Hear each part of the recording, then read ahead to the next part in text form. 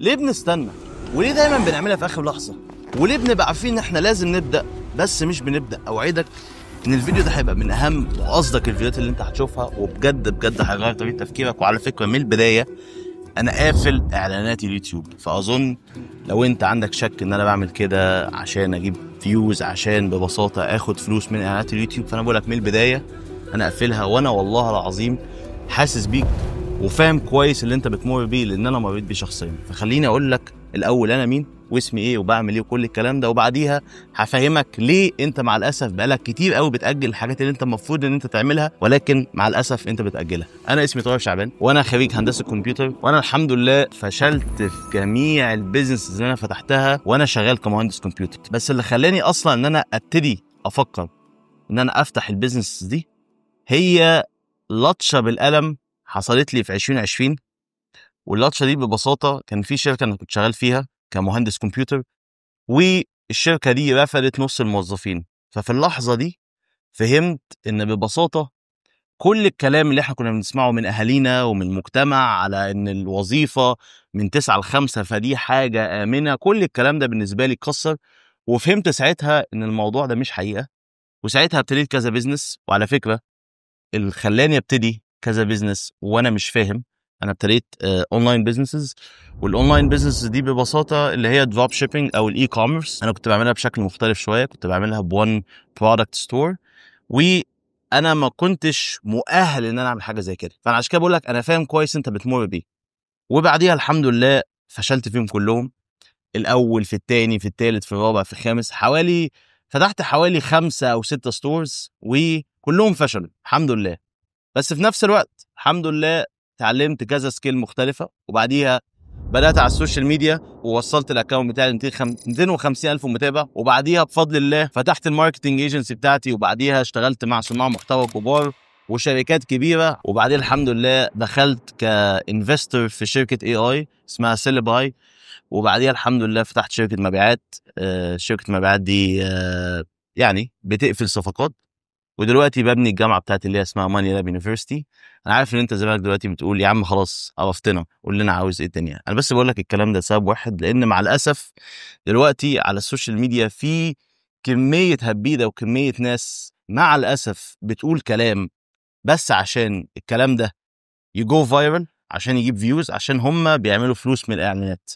فانا بس حبيت ان انا اقول لك انا مين وبعمل ايه وعملت ايه وفشلت في ايه، عشان تفهم ان الكلام ده مش كلام عشوائي. وانا بجد جاي ان انا اساعدك. اعتبرني يا سيدي اخوك الكبير وبيمد لك ايده، فخد بايدي واطلع، عشان محدش هيغير حياتك غير ربنا سبحانه وتعالى ونفسك وسعيك يعني. طيب، اول حاجه لازم تفهمها وهي الغلطه الاساسيه اللي احنا كلنا بنقع فيها، وهي حاجه اسمها وهم الجاهزيه. بمعنى ان انت دايما عاوز تبقى جاهز عشان تبدا. وفي نقطه تانية مهمه برضه، وهي حاجه اسمها the arrival fallacy، يعني وهم الوصول. يعني ايه الكلام ده؟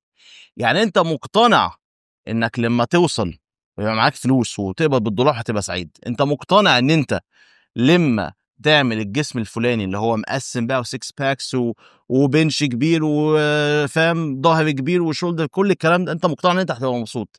انت مقتنع ان انت لما تعمل الحاجه الفلانيه هتوصل او هتتبسط او هتبقى سعيد.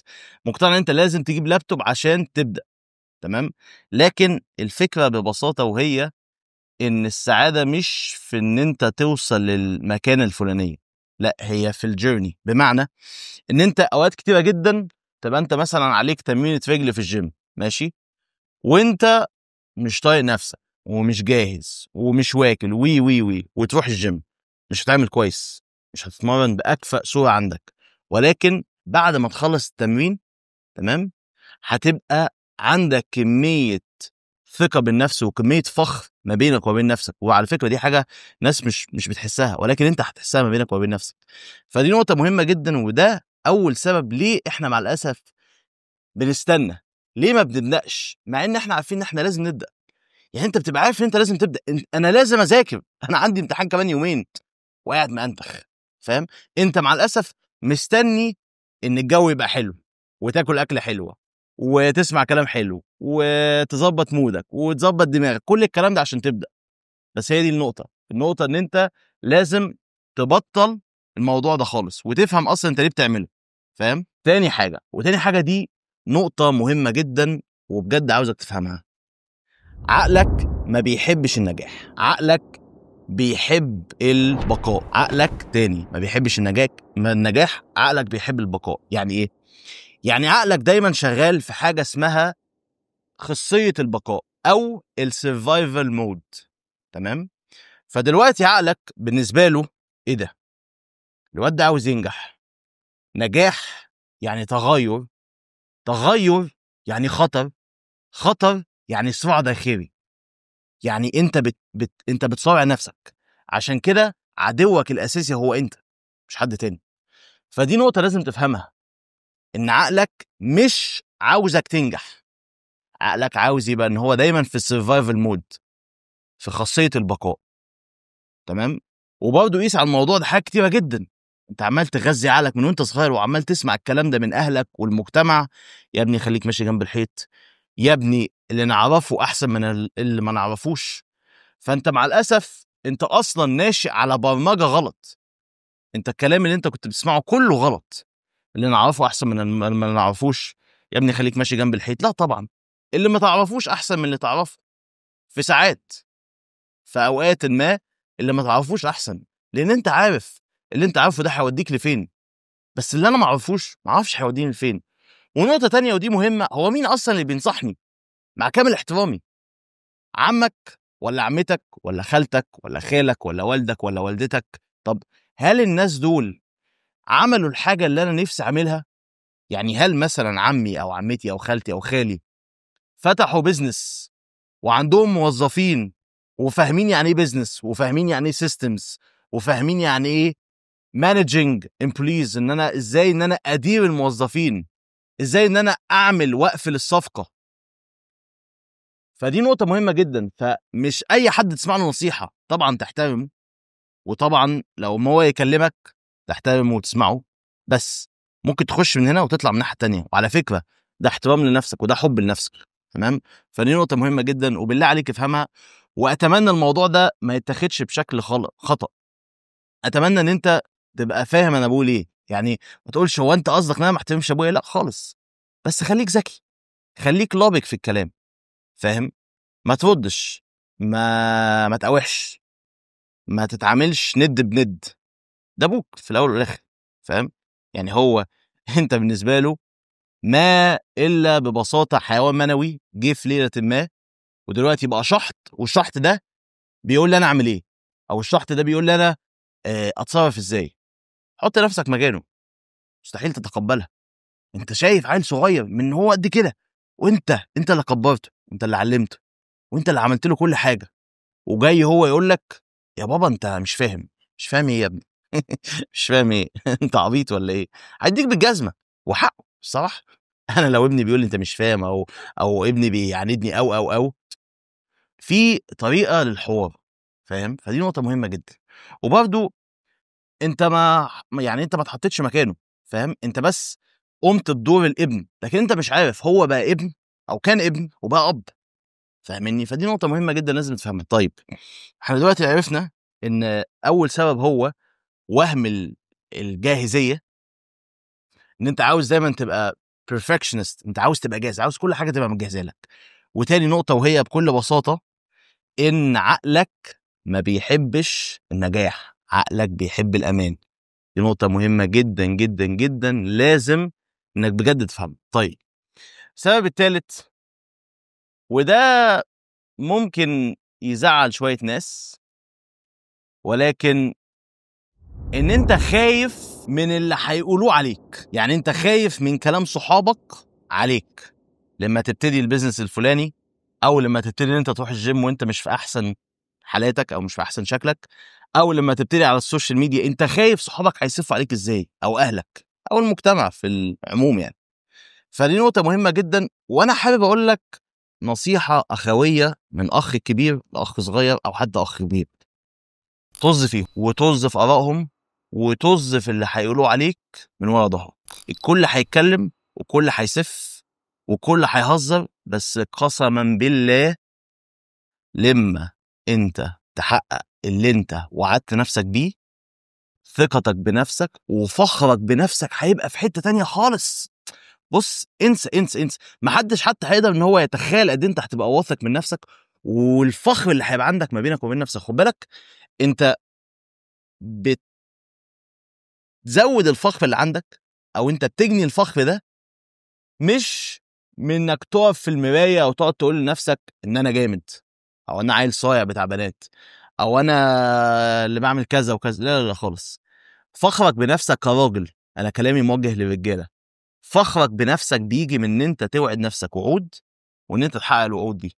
انا السنه دي هغير حياتي، يا رب انا هغير حياتي، يا رب ساعدني ان انا اغير حياتي، وساعدني وقول لي ووجهني ونور لي بصيرتي. لو الحاجه الفلانيه دي فيها خير ليا، يا رب يسرها لي، واذا ما فيهاش خير ليا، يا رب ابعد عني. ما تبقاش بجح وما تتطاولش على ربنا في الدعاء. ما تبقاش الشخص اللي هو يقول لك ايه، يا رب البنت دي لو فيها خير ليا قربها لي، ولو ما فيهاش خير ليا خلي فيها خير ليا وقربها لي. يا ابني، ما هو لو البنت دي كان فيها خير ليك من البدايه، ما ربنا كان زمان قربها لك. فافهم دايما ان في تدبير الهي، وافهم دايما ان محدش هيحبك غير او اكتر من ربنا سبحانه وتعالى. فدي النقطه الثالثه. طيب النقطه الرابعه وهي هتبقى ازاي بقى ان انت تبتدي وتخلي عندك دم، وتعمل الحاجات اللي انت مأجلها بقالك سنين، وتوفي الوعود اللي انت وعدتها لنفسك. كل سنه في شهر 12 الاقي الناس كلها منزله على الستوري بتاعتها، انا هعمل واسوي وهغير حياتي وهتشوف السنه دي. طب ما السنه عدت، نص السنه خلاص بيخلص، انت عملت ايه؟ اسال نفسك انت عملت ايه بجد، والله اسال نفسك انا عملت ايه. انا ليه قاعد مع اصحابي دول؟ ما طز فيهم. انا ليه لما حد يتكلم بطريقه كويسه وينصحني ليه بهاجمه؟ ليه بهاجم الناس على السوشيال ميديا؟ ليه بشتم الناس على السوشيال ميديا؟ هتلاقي ان انت مع الاسف انت من جواك ضعيف.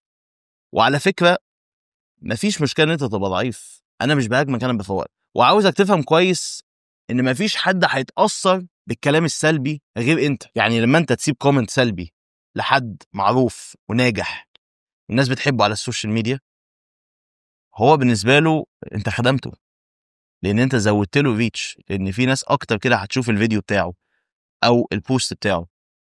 فهو بالنسبه لك، او انت بالنسبه له عفوا، ولا حاجه. وده طبيعي، زي ما انت في ناس كتيره جدا بالنسبه لك ولا حاجه. صح؟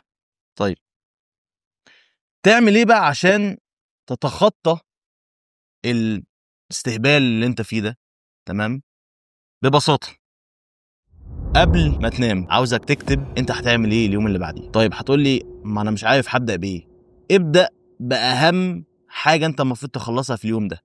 لو انت اولوياتك هي الجيم، ابدا بالجيم. طبعا طبعا الصلاه دي حاجه اولويه، فانا اصلا مش محتاج ان انا اتكلم على الصلاه. فالصلاه دي اول حاجه، يعني فاهم؟ عشان بس في ناس اكيد هتهاجمني، انت ازاي ما قلتش الصلاه؟ ما هو دي حاجات بديهيه دي حاجات بديهيه. تمام، ماشي.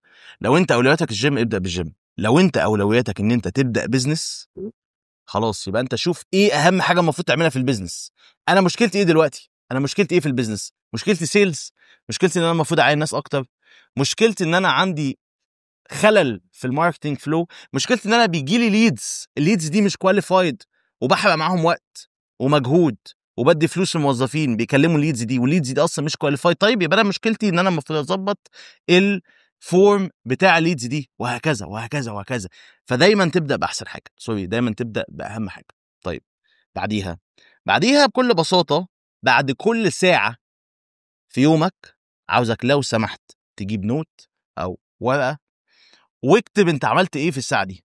يعني انت صحيت الساعه 8 الصبح، الساعه 9 تيجي 9 الصبح، انا عملت ايه؟ والله انا شربت قهوه وكلمت الشخص الفلاني وعملت الشخص الفلاني. طيب، انا النوته اللي انا كتبتها امبارح في التو دو ليست بتاعتي امبارح لما قبل ما انام، انا المفروض كنت اعمل ايه؟ والله انت المفروض كنت تكلم الكلاينت وتبعت له فولو اب. طيب انا ليه ما عملتش كده؟ طيب دلوقتي الاولويه هتروح ان انا اعمل فولو اب وابعت الايميل للكلاينت الفلاني. طيب الليست بتاعت امبارح كان فيها ايه؟ كان فيها ان انت المفروض تروح الجيم من 10 ل 11، او مثلا ما فيها ان انت على سبيل المثال لو انت شغال 9 ل 5، او لو انت طالب كان فيها ان انا المفروض اذاكر الجزء الفلاني في ماده الرياضيات او ساينس او ايا كان. تمام، وهكذا وهكذا وهكذا. تفضل كل ساعه اخر اليوم تبص على الورقه دي او تبص في الكتاب ده او النوته دي ايا كان، وتشوف خلل حصل فين. هتلاقي مثلا الساعه 5 في بيت انت بتجري وراها، حرقت لك 3 ساعات، بلوك. ما بهزرش، بلوك على طول. هتقول لي بس ايه؟ بس ايه؟ هي اولى ولا ابوك وامك اولى؟ انا بقول لك من الاخر، هي اولى ولا انت اولى؟ انت تبقى كده انت فخور بنفسك، انت مبسوط، انا راجل، انا قلت حاجه وعملتها. ايه؟ طز فيها، اقسم بالله البحر مليان سمك. افهم النقطه دي. 50% من الناس اللي عايشين على المجتمع ستات. 50% من الناس اللي عايشين في المجتمع اللي انت فيه ده ستات. يعني والله هتلاقي واحده احلى منها، وواحده اجمل منها، وواحده انسب ليك منها، واطيب منها، وكل حاجه احلى منها. تمام؟ وعلى فكره ده برضه مش معناه ان هي مش هتلاقي حد احسن منك واطيب منك وارجل منك واغنى منك وبيراعي ربنا فيها اكتر منك. كل الكلام ده هي موجود لها برضه. وانت ما هي يعني ربنا مش رجاله وستات، فاهم؟ ربنا عادل. فدي نقطه مهمه جدا. واخيرا وليس اخيرا، دي كانت الحلقه الثانيه من سلسله انت عدو نفسك. ودلوقتي للناس اللي هم فضلوا لحد اخر الفيديو، انا عملت لكم الكتاب ده ببلاش تماما، انا والتيم عندي في ماني لاب يونيفرسيتي، واللي هي جامعه اونلاين ببساطه بتعلم الناس مهارات الدخل المرتفع، سواء فيديو اديتنج، جرافيك ديزايننج، سيلز. احنا الاول ابتدينا بالكرييتيف اسبكت، بعديها هنخش في حاجات تانية كتير. ليه انا عملت الحاجه الفلانيه؟ عشان انا بكره التعليم. مش بس بكره التعليم في الدول الغربيه، لا، بكره التعليم في الدول، جميع الدول. ليه؟ لان مع الاسف كل حاجه اتغيرت حوالينا الا التعليم. وعلى فكره انا بتكلم على التعليم اللي هو ما بيتغيرش، التعليم الثابت، اللي هو مع الاسف شخص بيعلم طالب ازاي الماركتينج بيحصل من غير ما يعلمه السوشيال ميديا، شخص بيعلمه بيزنس وسيلز من غير ما يوريله ازاي ان هو يتكلم مع العميل، ازاي ان هو يرد على كل الاعتراضات، كل الاوبجكشنز. فانا ضد الموضوع ده، وببساطه مش لاقي حد في مصر او الوطن العربي شغال على الحاجه الفلانيه. وانا بحب جدا فكره اللي هو ايه، لو حد مش عامل حاجه انا هعملها. لو انت فعلا عاوز تغير البلد بتاعتك، ابتدي بنفسك، ابتدي بنفسك، ودي نقطه مهمه جدا. فتاني يا جماعه، ركزوا على نفسكم، ابدا. مش لازم تبقى جاهز، مش لازم تبقى في احسن حالاتك. الكل بيبدا والكل بيغير حياته، والكل بيحاول ان هو ازاي يوصل للحلم او الهدف اللي هو حاطه لنفسك الا انت.